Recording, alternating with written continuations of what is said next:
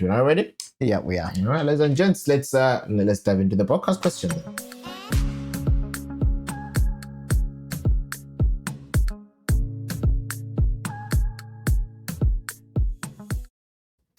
All right, then, ladies and gentlemen, I am extremely excited for this week's podcast question, simply because it might give me an opportunity to directly attack Chin here on a lot of things that we, on some of the things that we disagree on. Okay, we'll see how the conversation goes. But if I play my cards right, I should be able to get an opportunity to have a gotcha moment.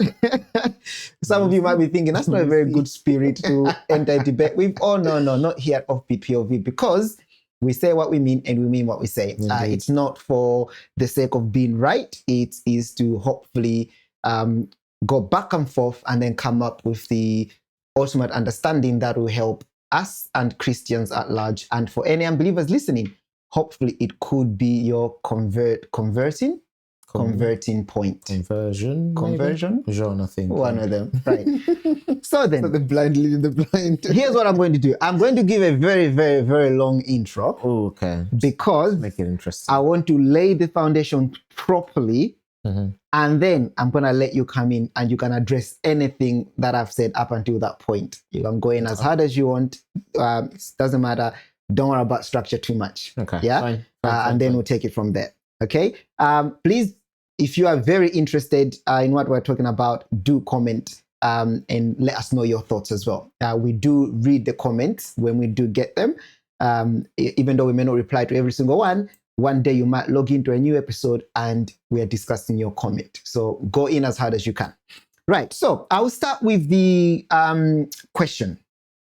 Right? The question that I want us to discuss today is, if I can open it up. I thought I had it open here, but it's actually not there. So it's a little bit of a... So here's the question that I want us to discuss today. Is it the more loving thing to do as a Christian to affirm other people's, and I've put in brackets, unbelievers, gender identities, even though we hold the belief that there are only two genders, right? That's the question that we're discussing. Now, I want to lay two foundations first, two premises. The first premise is to understand that we are discussing from a point where, as Christians, we believe there are only two genders. So this is not a discussion whether there are two. Do we believe there are two genders or more? No. Yeah, okay. That's the first premise I'm laying in order for us to stay focused and get to the point of the conversation. We can always have that conversation another time. So that's why I'm laying these premises. Okay, so we are going from the point where we're assuming that as Christians, we believe that there are two genders, that is male and female, Adam and Eve, as the first people to be created. And through incest, they procreated. They procreated the rest of the world, and here we are. And obviously at birth, we know that you are either born as a male baby or as a female baby. Yeah, again, putting aside the exceptions of, like, say, intersex and stuff like that. Okay. Right? So that's the first premise. So that should keep us focused. If we do happen to talk about it, that's fine. But that's what we are going off of. Okay. We believe that two genders. The second premise is this. We are assuming that amongst legit believers of God in the Christendom, we would find no one that believes that there are more than two genders. Yeah, amongst more or less the same, but I wanted to clarify it. That we are assuming that amongst the Christendom, we would find no believers that would argue that there are more than two genders. Okay. Right? Well, go on. No, it's fine. You're laying the premises. That's fine. Obviously, you're laying the context of the conversation. So that will be fine. We'll have that conversation. But what I'm saying is, what if you lay the premise, but then everything you say after the premise, sort of like, what if I have to attack the premise before I can address everything else you say? By all means, this is off POV. Do what you need to do. You crack on. Yeah, crack on. Do what you need to do. Your hands are on my shot. Sorry? Oh. Your hands are on my shoulder. I'm hoping that won't be the case.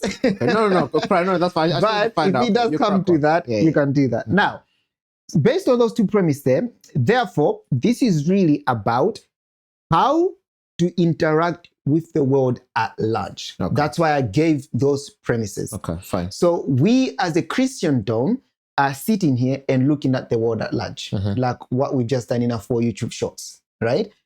How do we interact with them?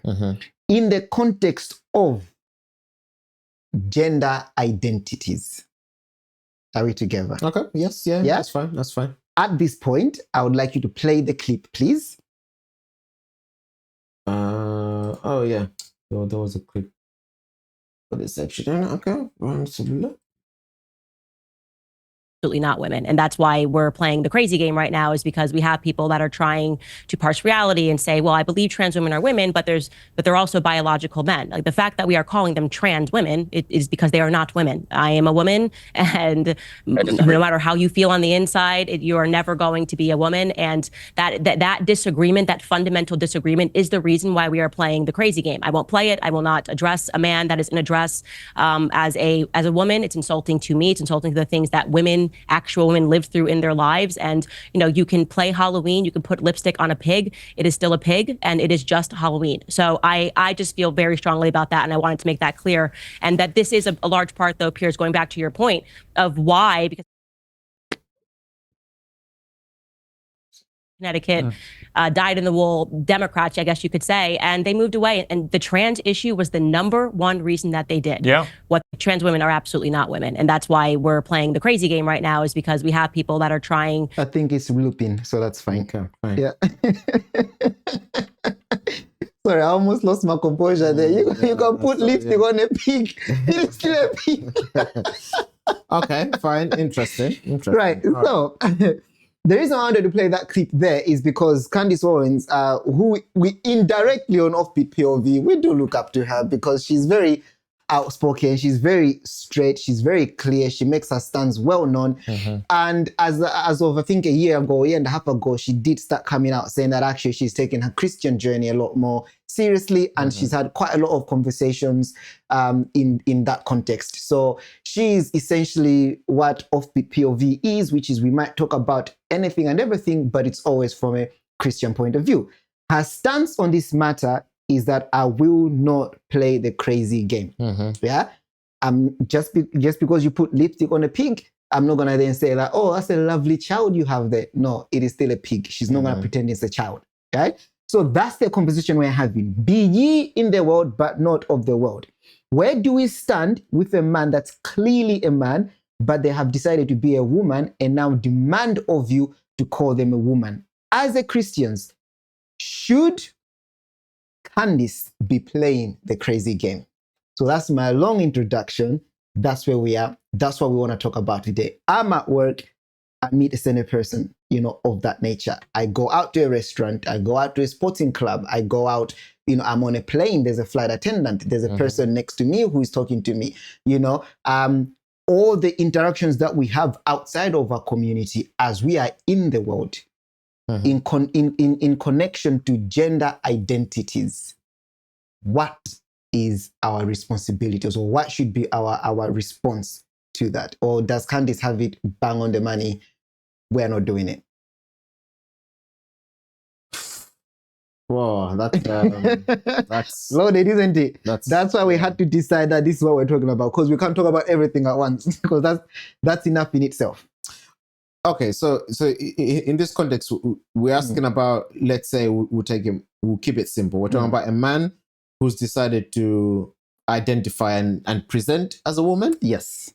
Or has had the whole the whole transformation, but a man who you might have known is a man, or by the appearance you know is a man, but they're now a she. Okay, can I ask you a question? Go on. Because so this is a question. So let's say you're at work and you meet Mary. Yeah, and you obviously it's your first day at work. You meet Mary. That's fine. You've been at work 2-3 months, and you know Mary. Mary's a woman. She's a good worker. You joke. You do whatever. Blah blah. as far as you're concerned, Mary is a woman. Yes. 2 months later, you find out Mary is transgender. Are you going to then stop refusing to interact with Mary as a woman? Yeah. I said, does it? Yeah. Yes. Okay. Yes, that there.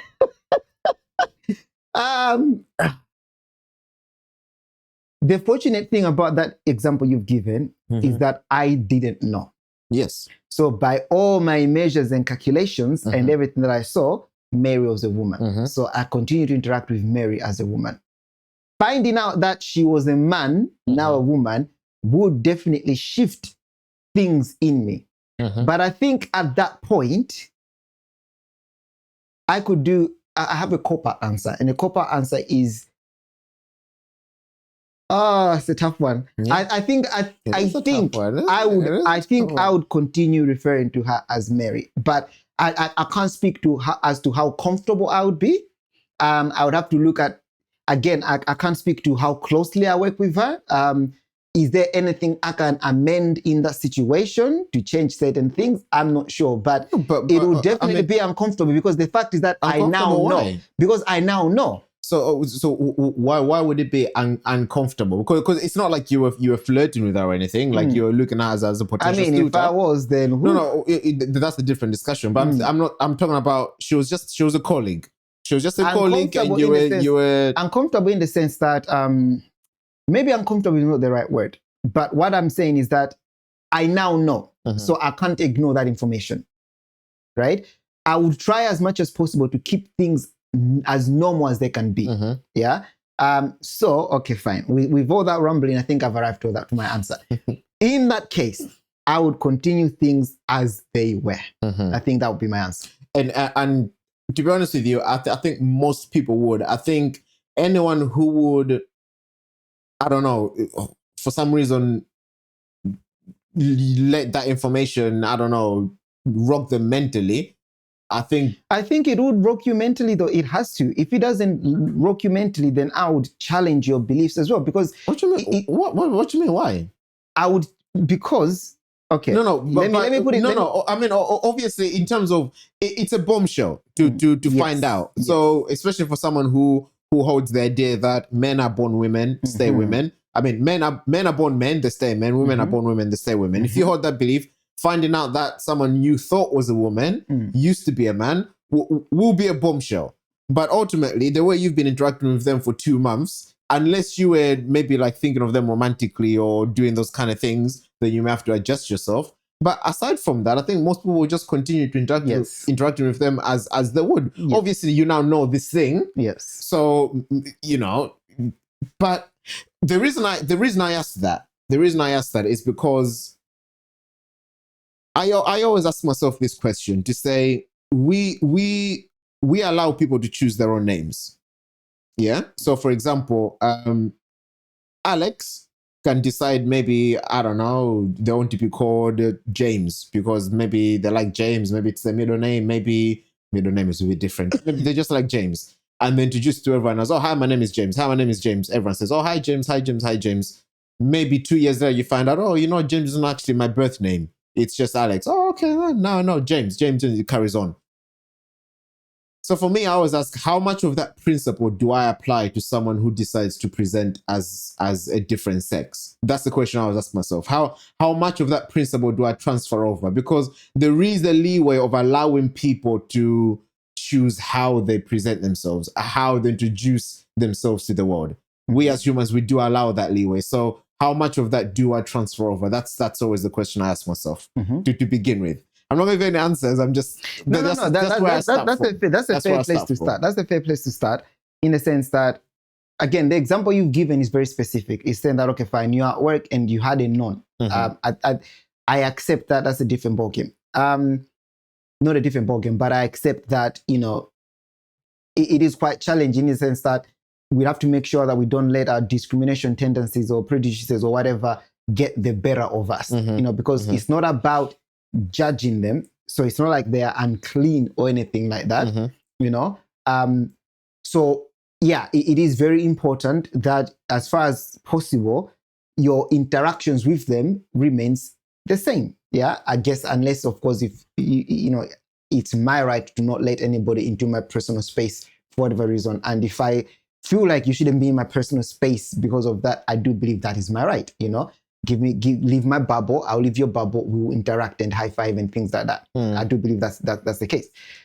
However, the weird thing or the interesting thing about this is because our beliefs are also there. So so my question is now, the name thing that you've given, I feel like is slightly different. There's like, I'll take the principle. And said, okay, fine, that's fair enough. Let's apply the principle. How much leeway do you give to somebody to present as they like to you? But if the way that they present themselves is against God, okay, fine. What then do we do? Because remember, that's what we're talking about. So okay. I'll sidestep from that a little bit and say that it's somebody that basically presents themselves not only as an atheist, but they are at the forefront. They are the banner child of basically trying to disprove the existence of God and Christ, and they're out there mocking, making fun of, doing all these things against, let's say, against Christ. That's a good example. You see? So because you had never spoken about that, if you use the same example you've done, we didn't know. Because as far as we know, we are all nice people, we are cordial, we move on. Now the conversation has come up. Now you've understood each other's space. And you are equally as passionate about that. Surely something is going to change. What is? I don't know. No. Okay, so let me phrase it like this. You know, that's a very good Is anything gonna change? Well, because now you've realized you're on the opposite sides of the battleground now. Is anything gonna change? Or, you know what? I respect your view. You respect my view. We can still be best buds at work. I think the latter. So if anything, it opens an avenue for a whole different range of conversations. So in terms of, obviously now when you're having conversations, you sort of know where each person is coming from, and you can have a lot more of those conversations, assuming everything is done in good spirits, which is obviously the example you've given. And the reason I say that's a very good example is because even someone like that, let's say a passionate person who is anti-God, he doesn't think God exists, and if he does exist, they think God is evil. We know people like that. Even if someone like that, do you then go out of your way to avoid them? No, I don't know. Those are the very people that you should. No, that's my point. Those are the very people you should be speaking to. Those are the same people that need to be exposed to Christians. Those are the people that need to be in the presence of Christians to understand the power of Christianity, to understand the power of Jesus, the Holy Spirit, and God. So that's a very good example. So backtrack to your question now. So let's backtrack to my question. My answer will be... Hold on. Okay, so let me phrase it like this. This is not something you have not known. This is something that you've known from day one. Yes, yeah. These are, in fact, let's not even say these are people that you work with. These are people that you're meeting in the streets. Going back to Candice's response. Yeah. These are people that you can clearly see. Again, let's make it a bit softer than that. They are still a woman, but let's say they want to be identified as a he. Yeah. I know I was born as a man, but I identify as a she. And are we? And this is evident in the way they present. So whether I'm trying to make it soft in the sense that whether it's evident or not, they're requesting that this is how I want to be identified. So even though you can see that I'm a woman, I want to be a man. Or even though you can see that I used to be a woman, the fact that I'm now a man, I want you to respect that, or vice versa. As Christians in interacting with the world, do we play ball to that? Do we respect their choice as that is more the loving thing or a gateway to then maybe to preach to them? So by that, if I was sitting here and I was all this and I was a girl, I've got long hair and I'm flicking it, are you then saying she in addressing me as far as we are interacting? No, but so I think there's a middle space for Christians to operate in. Okay, let's talk about that middle space then. I agree with Candice in that we cannot we cannot continue to spread a lie or to I'm glad you said that, because that's where it was going. to reinforce a lie, right? So and the reason I said, okay, if someone who is clearly a man is presenting as a woman, and I can see you're clearly a man, then in me calling you a woman, I'm now establishing the lie. I'm now confirming the lie to say that you're a man, you're saying you're a woman, I'm affirming you. Yeah. Okay. So let me pause you there. Let me pause you there. Hold on. Let me pause you there. Let's go back to your example. Yeah. Yeah. The Mary that you've known as Mary, because looked as Mary, now lets you know 2 months later that actually I was never Mary. I used to be Joseph. Now you know, you continue calling him Mary. Are you not affirming that lie then? What's the difference there? The middle space I'm talking about. I'm gonna get to it, right? So the middle space I'm talking about, or which for me goes back to the name thing, right? And I've been in these situations where I will not refer to you as a she or a her because you're not a she or a her in what we know those terms to mean, which they're terms exclusive for women. Women are biological females by birth. Therefore, those terms are referred to biological women, reserved for biological women by birth. So I'm not going to refer to you as a she or her. However, what do you want to be called?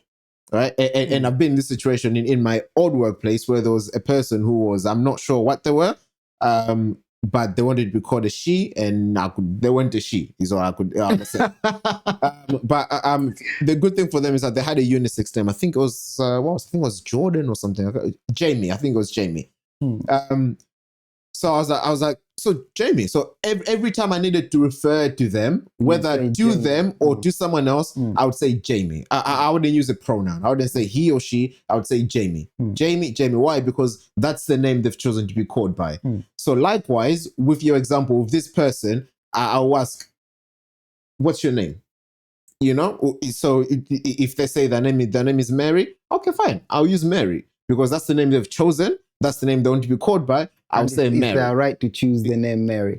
Thus far, we've established there's nothing wrong with people using different names. For I don't know why names are different. I guess they're a bit different. So yeah, I was like, okay, fine. Mary. Okay, cool. Mary. And then I'll just use it. So I won't need to find myself where I'm using she or he, whatever, because I'll just use Mary. Now, the reason that's a middle ground is because it affords me enough room so that they feel like they're being respected, but also affords me the opportunity of not finding myself in a lie or in sort of affirming things that I don't believe in.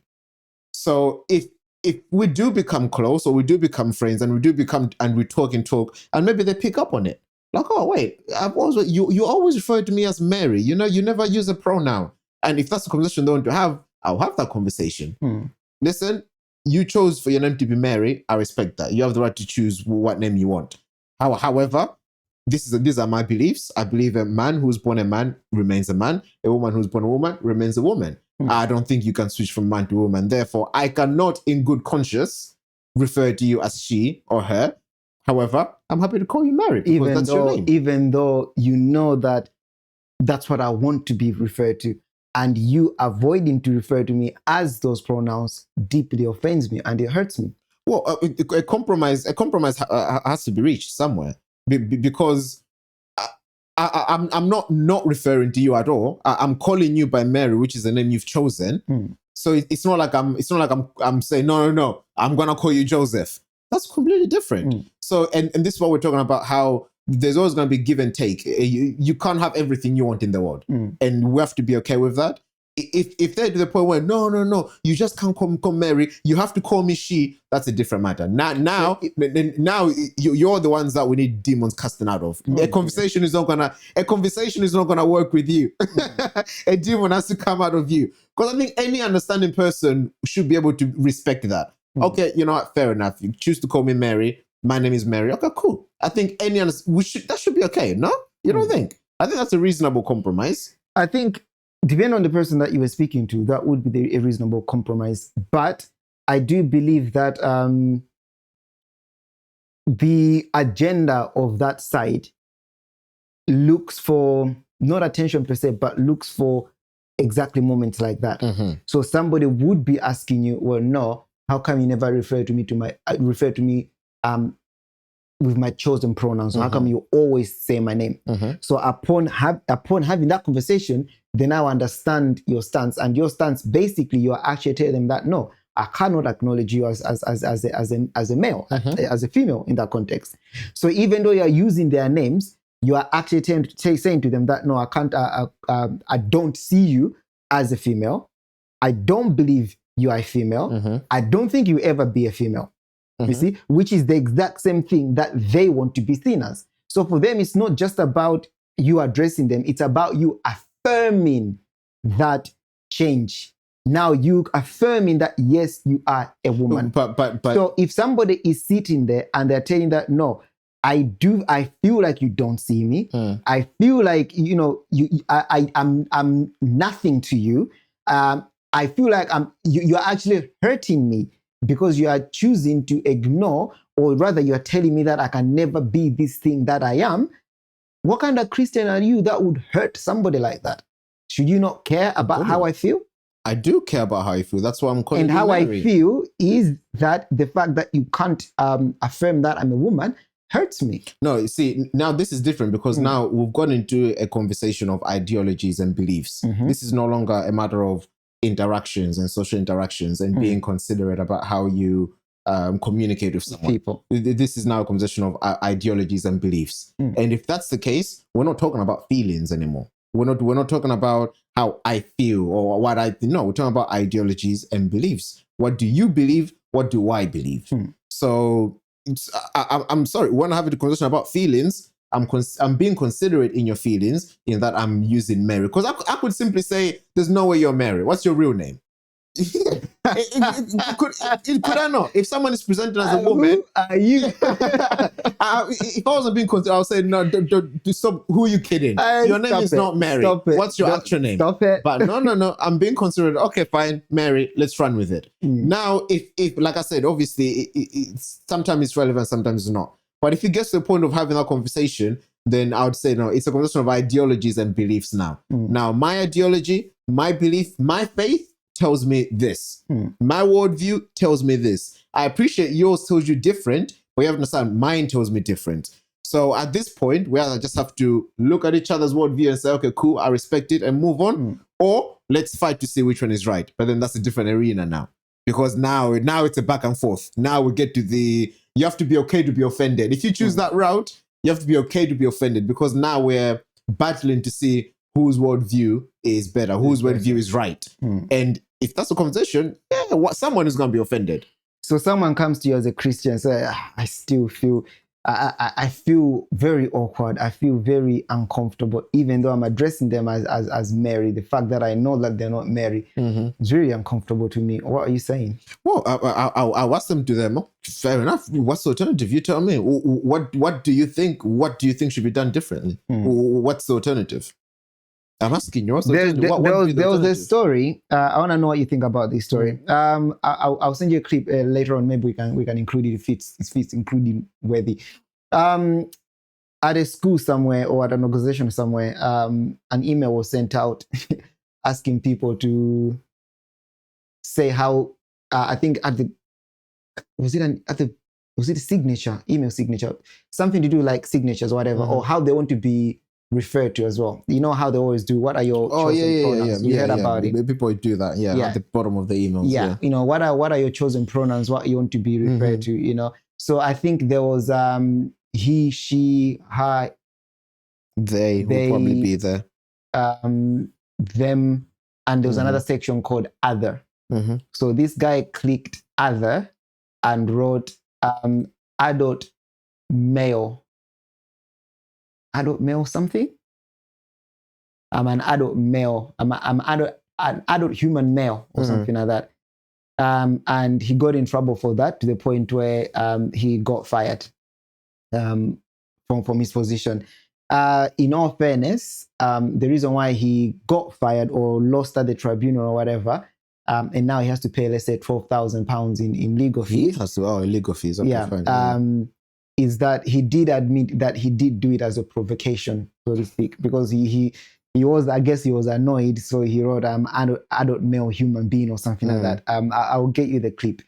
But then, so the discussions around that were Okay, so was it just a trap then, asking people how do you want to be referred? Because he's clicked other and specified what he wants to be referred to, and that's gotten him in trouble. Why is that? Because it's not like he was pointing to say that, oh no, it's one thing if I say, oh no, I'm not gonna affirm you as this, I'm not gonna do as this. He was saying, I'm an adult human male. That's what I want to be identified as. So even if it's, I don't know how to say it, but how is that a problem? Whoa. Even if he meant it as a provocation, he's not harming anybody. He's just stating what he is and what he believes to be true. So, for my emails, adult human male, because that's what I am. How is that an issue? I mean, it's different because, like you said, he admitted that he did it to provoke. Now, the state of the world is, whether right or wrong, this is where we are, right? That the reason that those emails go out, the reason why companies are like, oh yeah, include your pronouns in your emails, whatever, is because they're trying to be considerate of those people who are going through those things, right? So those people who are in the peripherals, can we say, or the quote unquote oppressed, right? So for them, they're trying to be considerate to those people. Yes, they know it's not everybody who is going through this scenario, but they understand that the few that are want to consider. We want them to feel like they're being seen and heard, right? And that's why they do stuff like that. So for you to reply with a provocative message, it comes across as disrespectful, because it's like we're trying to do this considerate thing, and you're almost like kicking it, or like, getting fired kind of worthy, that kind of disrespect where you end up losing your job. Well, I mean, it goes on to like discrimination, isn't it? And it's like again, it would depend on the details of the case, because I would imagine, and also maybe what he said in defense and what it depends. It depends. It could have, maybe depending on what was going on to say after that, it could have warranted a firing thing. I don't know. But the point is, if you're trying to do something nice and someone is coming and almost like ridiculing that nice thing, then they instantly become the villain. Because as far as we're concerned, we're the considerate people. We're the thoughtful people. We're the good guys. So if you're coming and ridiculing that and kicking it and taking a dump on it, then they're like, oh yeah, you must be the villain. So yeah, that's, again, I'm not saying that's right. I'm not saying it's wrong. I'm just saying that would be the rationale behind those actions. And taking a step back, you can sort of understand why they would do that. Yeah. So in conclusion, this is what we're saying, right? We're saying that we are gonna meet these people out on the streets. Yeah. So I read a stat earlier today, actually by accident. They say that in Gen Z, 1 in 5 people identify as part of the LGBTQ. 1 in 5. That's insane. That's a lot. That's insane. So yeah. I don't even think it's a matter of if now, unless you live like in a remote village somewhere where everybody. I don't think it's a matter of if. If you haven't already, it's just a matter of time. It's a matter of time. So if we meet these people, when we meet these people and we're interacting with them, we are saying that as a Christendom, the respectful thing to do, as they are other human beings with the right to choose what they want to choose, even though we believe that is wrong and, let's say, of demonic descent, from the abyss. But that's your life. You live how you want to live it.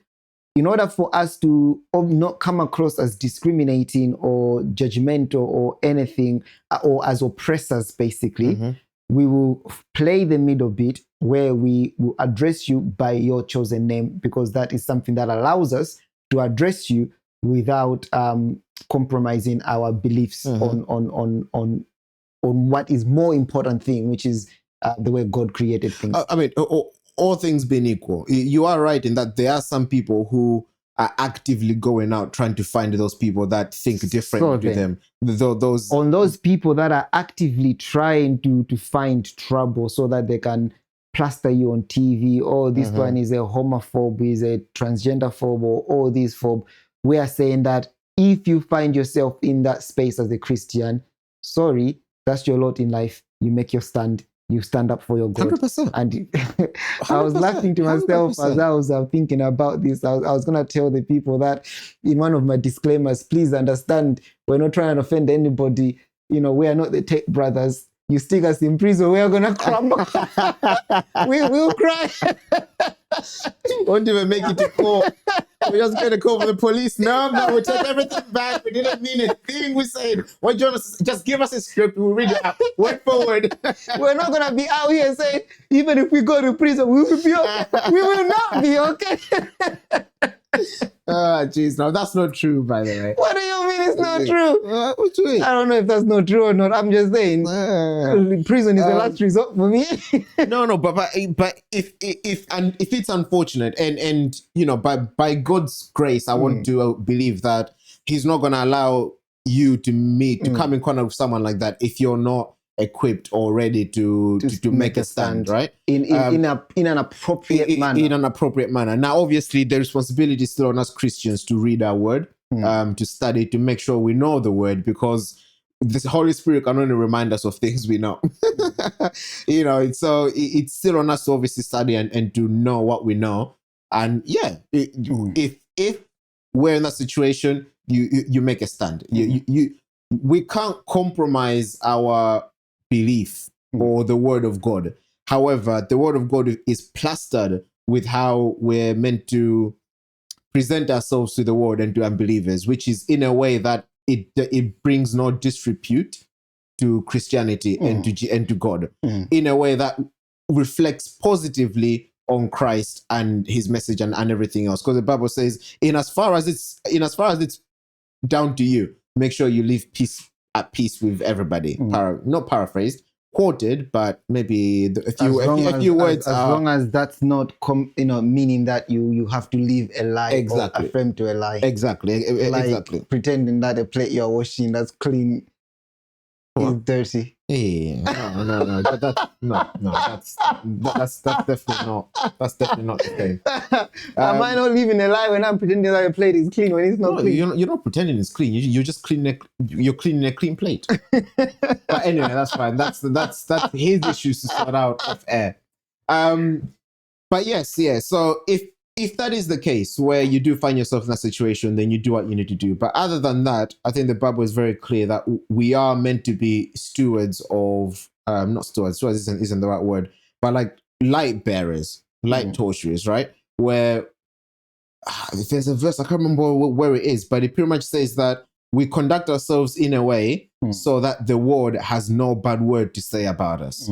So that, they can say, we don't like Christianity, we don't like God, we think their ways are outdated, we think they're in the dark ages, whatever. But then if you ask them, okay, so what bad thing have they done? John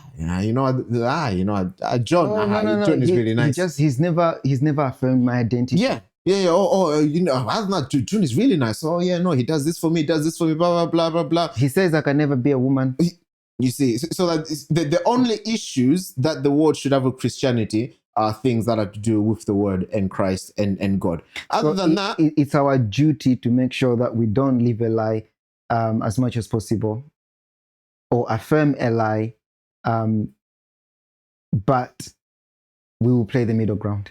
Well, I mean, unless you, and is there an alternative? Let me ask, maybe. Unless you're saying as Christians, there's an alternative that allows us to carry the message of the Bible about the way we present ourselves to the world, and to unbelievers in peace, in humility, in love, but also this is not an alternative. But we read in the Bible to say that the word is like a sharp double-edged sword, and Christ did say that I've come to rightly dividing the word of truth, like a bone and marrow or something like that. I'm not misquoting it. No. I'm okay, carry on. I'll carry on. And also Christ did say that I've come to paraphrase, separate mother from father, brother from sister, and that kind of thing, paraphrase. Now, obviously, he didn't mean that he's going to cause enmity between the two so that they can fight and stuff like that. But he did mean that. But he did mean that if one believes in them picking up their cross and following after him and believing, that will separate them from the other person. Now, that could come in a way of, how can you believe in Christ and things? Oh, doesn't make sense. This is my faith, so I believe Christ. And then the people are separating, things like that. So if is it not, can it not also be seen the same way, in the sense that if we take that approach of I will call you Mary, yes, Mary, but I want you to know, Mary, that I can't affirm you as a woman, because that's not what I believe and whatnot. So I will never call you he, she, or her, but I will address you as Mary because I have to address you as something. You know, that would make people look at you and the Christendom that you present as a very negative thing. Oh, wait, so are you saying that from the get-go? Yeah, let's say it's from the get-go, because you are late in your beliefs. None. You are, in essence, let me even hide behind this word, preaching or sharing, say that no, you know, this is all wrong. This is my stance on this. But if I have to compromise, this is the way that I'll navigate through it. You know. And like we said, there are people out there that are trying to get those kind of people in a gotcha moment so that they can be like, you see, you are discriminated. In essence, I'm actually seeing that people are actually after the religion itself. People have actually stopped fighting against people. Their goal is to actually to get rid of the Bible. Because if the Bible is gone and the religion is gone, then technically you have no issue, you know? So if you have to be a warrior in your faith, then should we not be facing these things head on, as in opposed us to trying to dodge them and hide and use this and whatnot? This is the thing. My approach is not an approach of dodging or hiding. My approach is an approach, I think, of wisdom. I think, because if the aim of every Christian is to testify and to preach to everyone they come in contact with, they have to understand that people will respond to things differently, right? So if my aim is to get someone to hear me, I need to understand what is the best way that this person can hear me. So if you do have someone who loves confrontation, like that's their way of communication. You know, they're out to find someone to battle with. You know, you get people like that who just like they're on the streets. You can never be a man if you're a woman. Exactly. Yeah. So if that's how they like communicate, then that's fine. Then that's fine. That's how you communicate with them. Approach them on the street or whatever. Well, this is what I believe. This is what the Bible says. That's great. But let's be honest, 9 times out of 10, in the context that we meet these people, it's not going to be in those kind of contexts. It's going to be in social context, a conference, in a meeting somewhere. In work. You are there for work. God is the last thing on your mind. Or maybe you go to like a friend's house or like an event or whatever, and there's someone there. These are the events that you meet them in. Now you have to think, if I literally meet someone and say, oh, hi, I know you said your name is Jody, but you don't look like a Jody. You are clearly a man. Give me your man name. Do you really think that's going to bear any fruit? Do you really think do you think they're going to walk away from that thinking, oh, wow, I met a Christian. He's really given me a lot to think about. They'll not be walking away thinking, I met somebody, a Christian who's challenged. They're going to walk away thinking, I met this bigot, this racist, this or all the isms that they ever thought of, they're going to attribute them to you because you just didn't do it right. That's the thing. And this is what I'm saying, that unfortunately or fortunately, and unless God has given you a prophetic message to go and preach to a town or a city or whatever, most evangelizing will happen in social contexts. And that will happen to people that you know, that you talk to, people that you're familiar with, people that like you. Because like what we're talking about earlier, humans are social humans. This is how we talk, this is how we communicate. And just to support everything I'm saying a little bit, I do want to read a verse. It is in Colossians, I want to say. Or is it? This one. So it's Colossians 4, and it's verse 5 and 6. It says, walk in wisdom toward outsiders, making the best use of the time. Let your speech always be gracious, seasoned with salt, so that you may know how you ought to answer each person. And I like this verse because it clearly says we're talking about outsiders. We're not talking about believers, we're talking about outsiders. And it says, we should make the best use of our time. Let our speech always be gracious, seasoned with salt, so that you may know how to answer each question. That's giving you a language of tactfulness. That's not a hammer. That's a what's the saying? I can't remember. It's not a chisel, but hammer and whatever. Basically, it's not a hammer approach. It's not a boom, boom, boom, boom approach. It's a wise approach. It's a wisdom. Assess the situation. What's the best way to approach the situation? What's the best way that someone can actually hear what I'm saying? And if not hear, at least how can I testify about Christ in my conduct? That's how I approach it. Fair enough. Fair enough. Wow. Okay. So let's call it time there. I'll tell you why I found this very interesting to discuss. That is because most of the stuff that you read on media, or rather listen to a media, for example, even the video that we listen to, they give you a very aggressive approach. For example, they give you something that, like what you're saying, you practice that every single day, you're not going to get far, because if it's 1 in 5 people that you're interacting with, then even that's a very tiring day. By the end of it, if you have to take that kind of approach, then you are debating everybody left, right, and center. It works on social media because they are there to talk about it, just like we're here talking about it, so on and so forth. But I think it's important for everyday believers to understand where they should stand with that, or how they should go about it. And I think that verse that we've just read to finish off with is a brilliant verse, because it's not about lying to yourself or to them, but it's about finding the best approach to interact with this particular person. So if that means calling them by their chosen name, as opposed to affirming ideologies that you don't believe in, then you do that, have the conversation, and who knows, by the end of the conversation, they might be like, I found that what you said interesting. Can we look more into it? And you never know. That could just be another soul gained in heaven through what seemed to be a meaningless interaction on a day-to-day basis. But yeah, so that was the discussion. Any more? No. I think we did pretty good on time. It's not the direction I thought the conversation was gonna go in. Which direction do you think the conversation was gonna go in? I think no. I thought we were gonna talk more about the gender aspect of things. Oh no. A conversation for another day maybe. But I think it is an important angle. In respect to, okay, fine, we're in this world, these things are happening. Exactly. How should Christians be approaching these things? And to be honest with you, I do think it's because I don't think I've heard a lot of people talk about how we should be approaching it. Obviously, we're talking about how wrong it is and how far the world has gone and how it shouldn't be happening. Granted.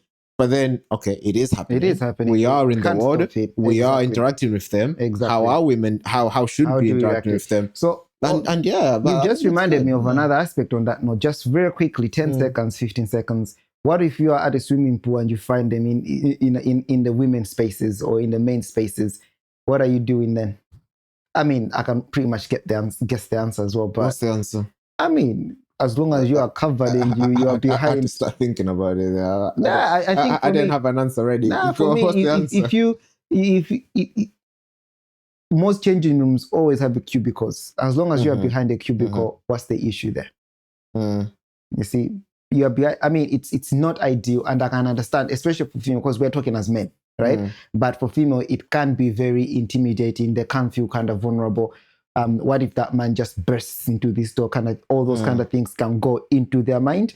But again, if we're talking about the softer approach, the less aggressive approach, you go behind that door, you close, and you make sure that door is locked, and you get changed, you get dressed, you go out, and you move on, or you move out of your way.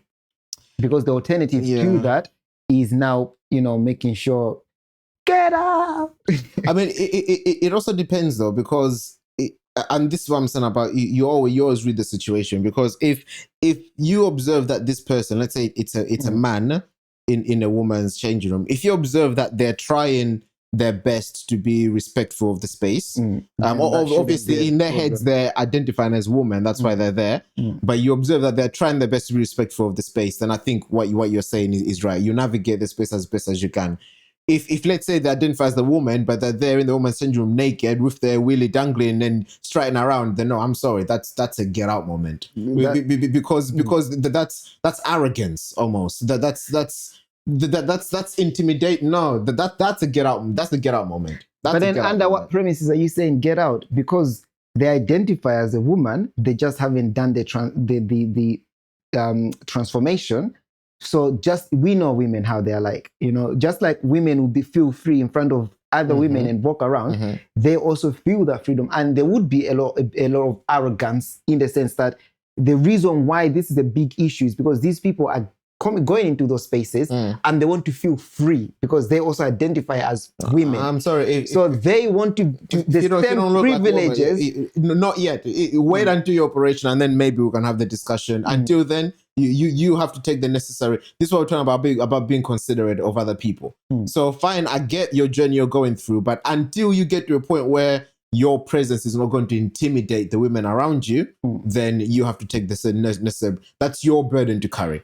And you just have to accept it. That's your burden to carry. Because if your presence is making women feel intimidated, I'm sorry, get out of the space. Obviously, maybe get out wouldn't be the first thing you say to them. Maybe like, okay, can you maybe use a cubicle or whatever? You're making a few of the women feel uncomfortable. Can you maybe use a cubicle or whatever? I'll tell you what we would do. If that fails and they're like, I'm meant to be in here, then I'm sorry, you need to leave. All right, I'll tell you what, we will have that conversation at a deeper and lengthier time when we do actually discuss the genders themselves. Because like we said today, it was not about the actual genders themselves, whether there's 2 or 3. The premise was that let's assume there's 2, and we as a Christendom have to interact with the world. How do we go about doing that? Do we take the Candice Owen approach where we are out there screaming, you are a pig even though you have lipstick on you? Or is there a much softer way of approaching that conversation? This is not to say that that's what she does in her private life, but it is a video that I'm referring to, so I have to say it for what it is. Yeah, I would want to believe she's a bit smarter when she's interacting behind the camera, which we don't know of because it's behind the camera. But yes, so to all you Christians out there in the world marching forth for the Christendom, holding fast. Holding fast what? What does the verse say? No. Faith? Hold fast till I come. Holding fast until the coming of the Messiah. That's where you go. Let's understand the world is far beyond repair. It has fallen. There's a lot of wickedness going on. There are a lot of people that are modifying their bodies, men that want to breastfeed, men that want to get pregnant, men that want to be identified as women, and vice versa. Colossians chapter 4 verse 5 is your answer. That is it from Offbeat POV. Yeah, that's everything. Thank you very much, ladies and gents, for tuning in on the episode of Offbeat POV. Until next time, you know where to find us: Rumble, YouTube, Spotify, and all good places. Instagram and TikTok. Please like, comment, and subscribe as well. Hit the notification button so that when we do drop the videos, it's about 3 or 4 a week now, you are first to listen and first to interact. Until next time, bye.